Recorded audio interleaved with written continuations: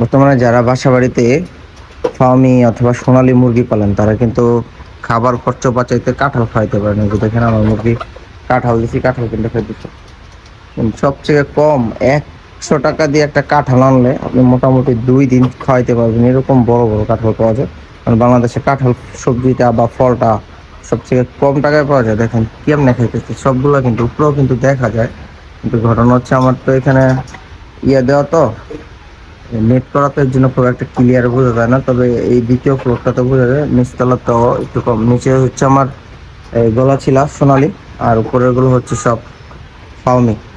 ফাউমি দেখেন, ও কাঁঠাল, আম, কাঁঠাল, মিষ্টি লাউ মোটামুটি সবই খায়, সবই খাওয়াইতেছি। মানে সবজিটা বেশি খাওয়াইতেছি, খাবারের চাহিদা কমানোর জন্য। বিশেষ করে দ্বিতীয়ত হচ্ছে সবজি খাওয়ালে ভালো, আপনার বিভিন্ন আয়রনের বা বিভিন্ন ভিটামিনের ঘাটতিগুলো আছে, এগুলো অটোমেটিক এর মাধ্যমে পূরণ হয়ে যায়। আর কাঁঠালে তো প্রচুর ফ্যাট। কাঁঠাল খাইলে আপনার মুরগি খুব দ্রুত বড় হয়, স্বাস্থ্য অনেক ভালো হয়। তো আপনারা চাইলে কিন্তু এই টেকনিকটা অবলম্বন করতে পারেন, কাঁঠাল খাওয়া ফার্মি মুরগি পালন করতে পারেন।